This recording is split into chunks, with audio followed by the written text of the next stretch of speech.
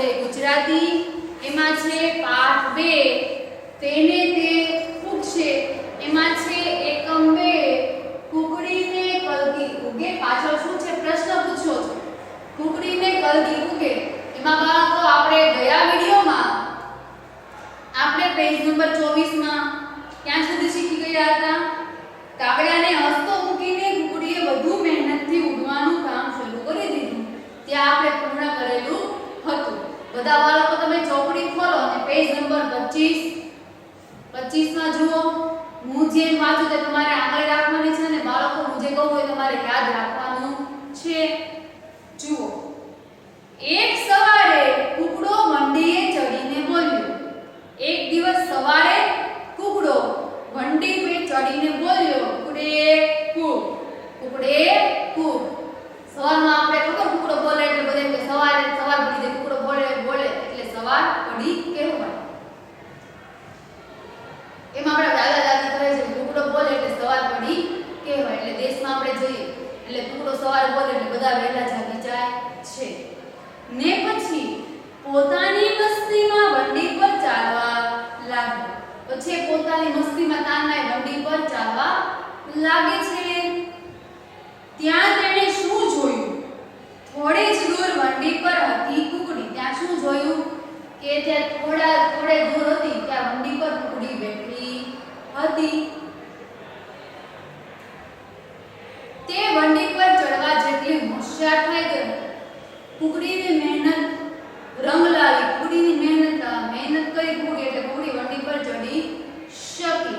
એમ તમે કેમ દોડવામાં સફળ હો, તમે તો વધારે મહેનત કરો. તમે યોગામાં જતા હો, તમારે યોગામાં આગળ વધવું હોય તો તમે યોગા ક્લાસીસમાં જાઓ, વધારે તમે મહેનત કરો તો એમાં પણ તમે આગળ જઈ શકો છો. કેમ રમતગમતમાં સચિન તેંડુલકર છે, ધોની છે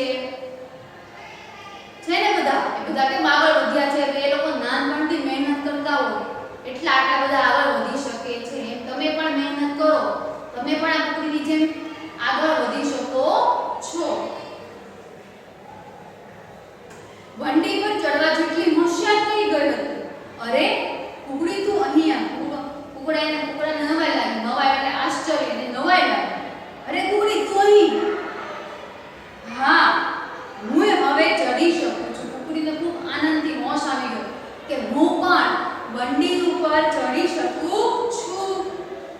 કુકડી વટથી બોલીને કુકડાની જેમ જ ડોક ઊંચી કરીને ચારે બાજુ જોવા લાગી. પછી કુકડીનો વટથી જોવે છે, ચારે આજુબાજુ એ જુએ છે. હંમેશા નીચેથી જોયેલા ઝાડને આજે કુકડીએ નજર સામે જોયા. હંમેશા જે જમીન ઉપરથી જે જોતી હતી એ એણે આજે વંડી પર ચડીને જોયા.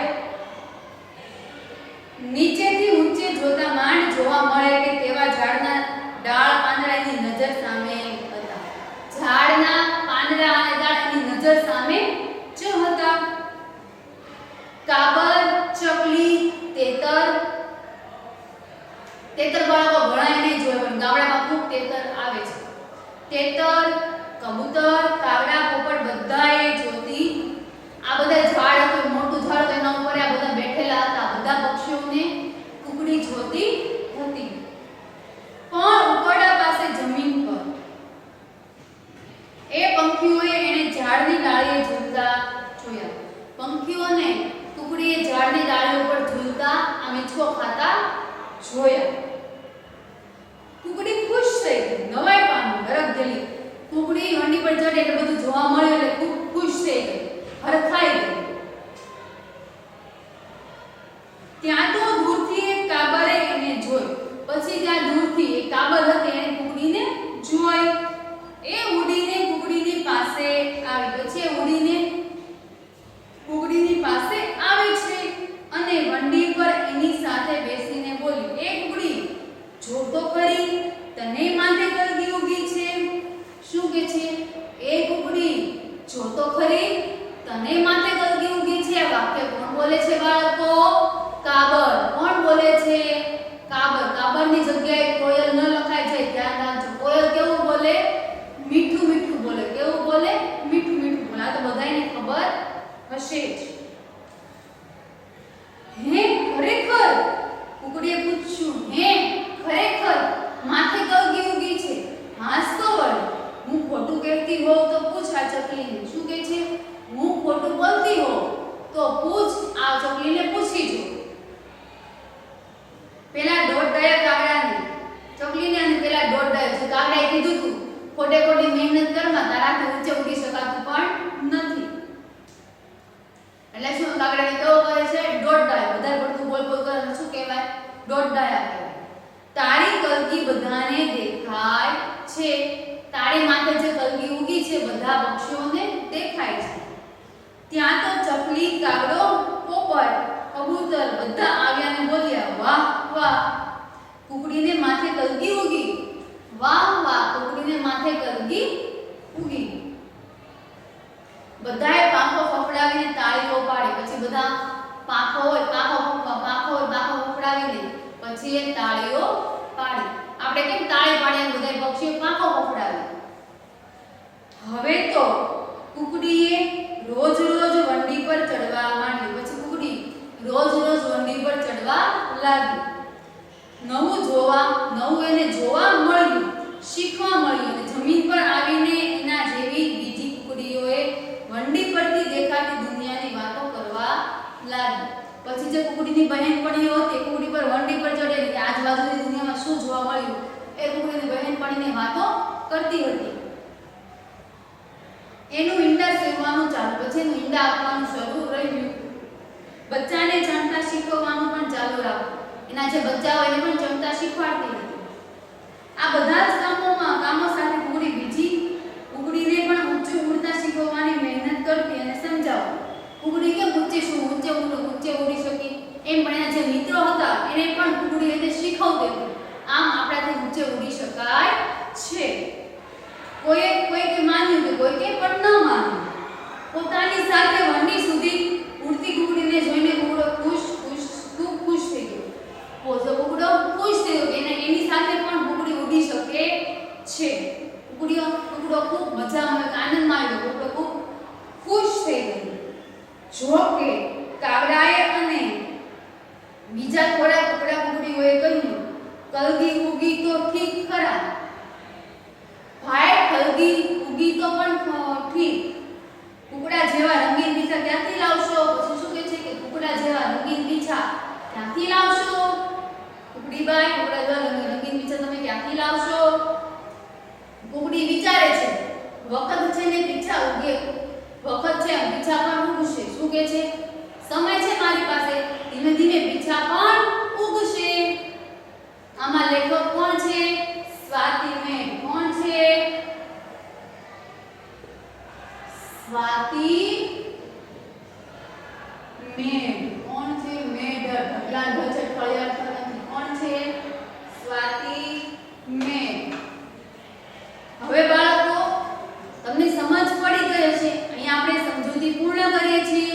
તમે એકવાર ચોપડીમાં પાઠ વાંચજો. હવે બાળકો તમે તમારી સ્વાધ્યાય પોથી ખોલો. ખોલી સ્વાધ્યાય પોથી. એમાં જુઓ, એમાં આપણે ક્યાં સુધી કરેલું હતું? પ્રશ્ન 1 થી 4. ક્યાં સુધી? પ્રશ્ન 1 થી 4.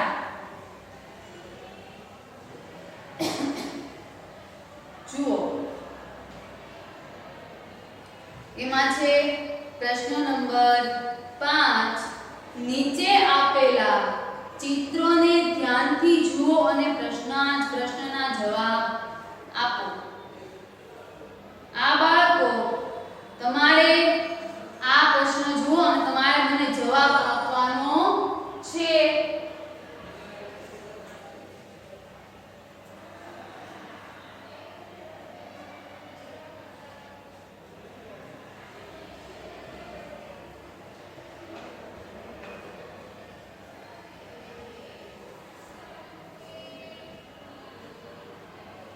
પ્રશ્ન 5.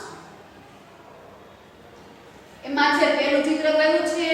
મોરનું છે. તેમાં તમે 8 પક્ષીઓ છે તમે જોયેલા છે તો સરસ. જુઓ, ચિત્રમાં દર્શાવેલા પક્ષીઓમાં તમે કયા પક્ષી જોયા છે? આ જે પ્રશ્ન તમારે જાતે કરવાનો છે. એ ચિત્રમાં દર્શાવેલા પક્ષીઓમાંથી તમે કયા કયા પક્ષીઓ જોયા છે? તો તમે બાળકો તમે જે પક્ષીઓ જોયા છે એના તમારે નામ લખવાના છે. તો તમે કયા કયા? મોર, કબૂતર, કાગડો, ચકલી, સમડી, કાબર. તમે જે પક્ષીઓ જોયા છે તમારે ખાલી નામ લખવાના છે. પછી છે નંબર 2, તમારા આંગણામાં કયા કયા પક્ષીઓ આવે છે? એ તમારા આંગણું, આપણું આંગણું ઘરનું આંગણું હોય ત્યાં કયા કયા પક્ષીઓ આવે છે એ તમારે જાતે પ્રશ્ન લખવાનો છે. આનો જવાબ પણ તમારે બાળકો જાતે લખવાનો છે. તમારા આંગણામાં જે પક્ષી આવતા હોય તમારે ખાલી નામ લખવાના છે. કયા કયા આવે? ચકલી, કબૂતર, કાગડો, મોર, કોયલ, કાબર, આ બધા પક્ષીઓ આવે છે. પોપટ, આ બધા નામ તમારે લખવાના છે. કોની કલગી સૌથી સારી છે? નંબર 3 સોરી, કોની કલગી સૌથી સારી છે? તો લખો જવાબમાં મોરની કલગી સૌથી સારી છે.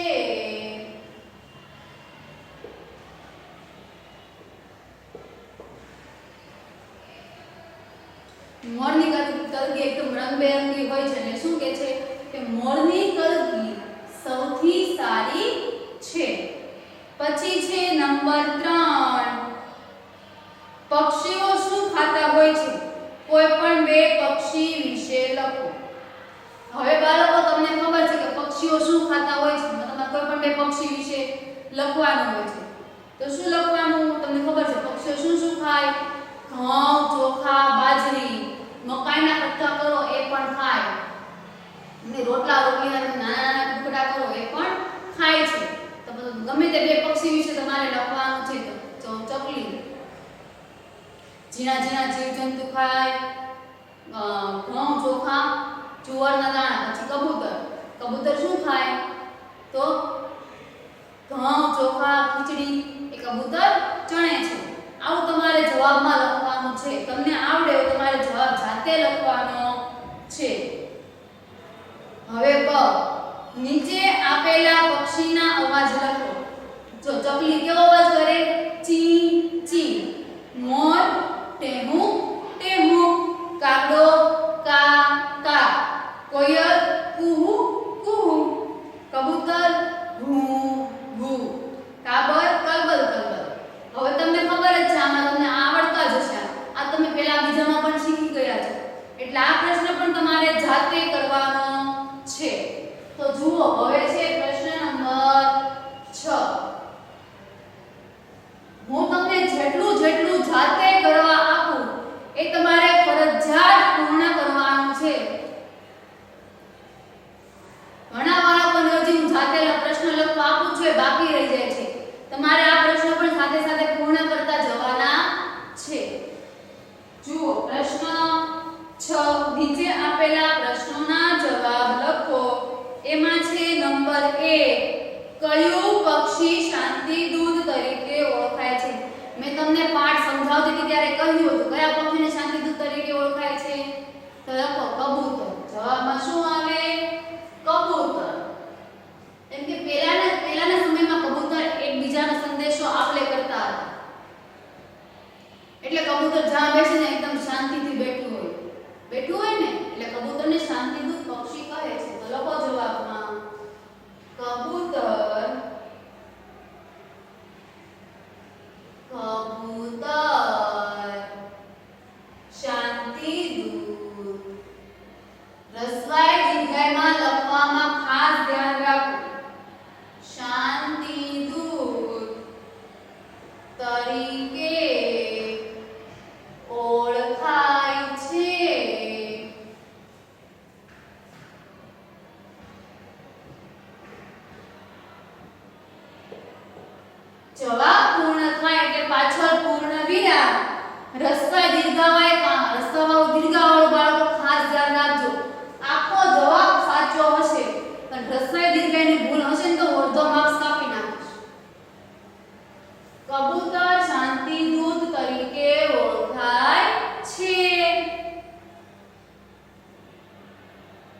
નંબર 2 ભારત દેશનું રાષ્ટ્રીય પક્ષી કયું છે? પક્ષી એટલે પંખી.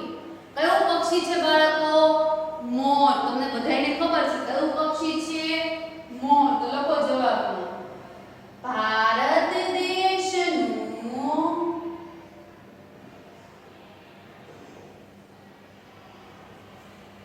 રાષ્ટ્રીય પક્ષી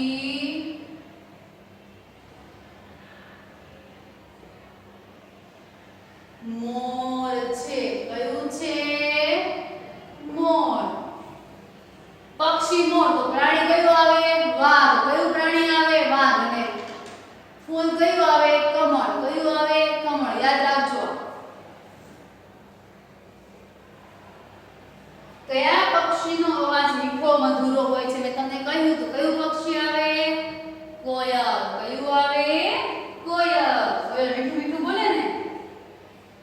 કોયલનો અવાજ લખો જવાબમાં. કોયલનો અવાજ મીઠો મધુરો. મીઠો મધુરો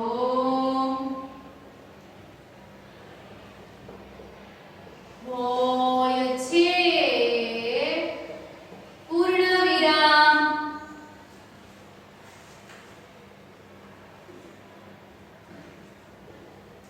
પછી છે પ્રશ્ન 7.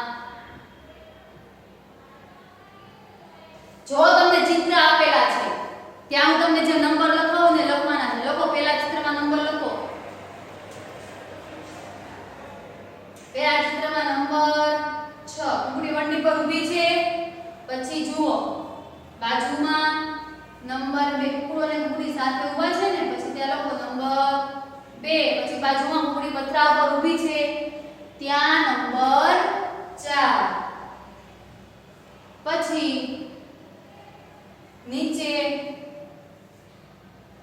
કુકડી પથરા પરથી જે ઊંચે ઉડે છે ત્યાં નંબર 5.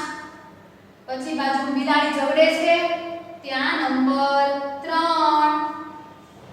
અને બાજુમાં કુકડી સાથેના બચ્ચા છે ત્યાં નંબર 1. પછી છે પ્રશ્ન નંબર 8. કુકડીને કલગી કૂકે વાર્તા વાંચો અને પ્રશ્નોના જવાબ લખો. જેણે વાર્તા વાંચી હશે એને જવાબ આવડશે. પ્રશ્ન નંબર 8 એમાં છે નંબર 1. કુકડી કઈ બે વાતે દુખી હતી? મેં તમને કીધું હતું કુકડી કઈ બે વાતે દુખી હતી? એક તો કુકડીથી ઊંચે ઉડી શકાતું નથી અને રંગીન પીછા નથી. આ બે વાતથી દુખી હતી. તો લખો જવાબમાં કુકડીથી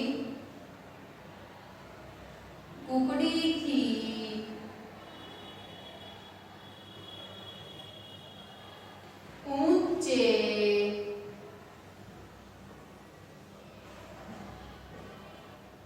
ઉડાતું નથી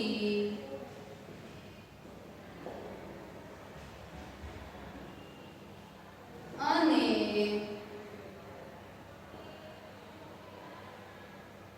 નંબર 2 માની લખજો.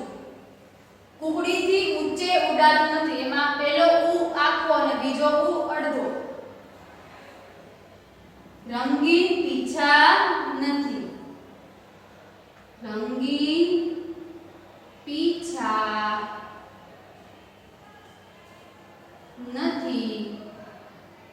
આ બે વાતે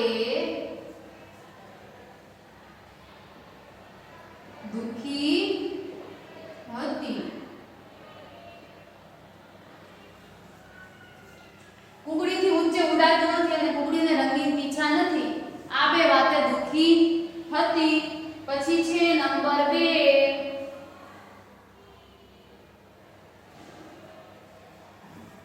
કુકડી કયા કયા કામમાં હોશિયાર હતી? તો લખો જવાબમાં. ઈંડા સેવવામાં કુકડી ઈંડા સેવવામાં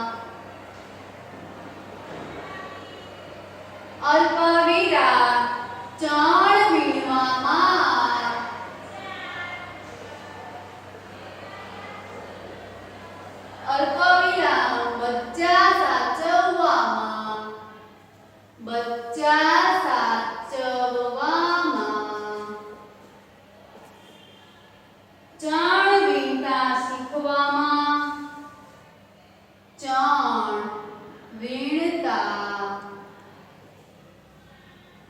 શીખવવામાં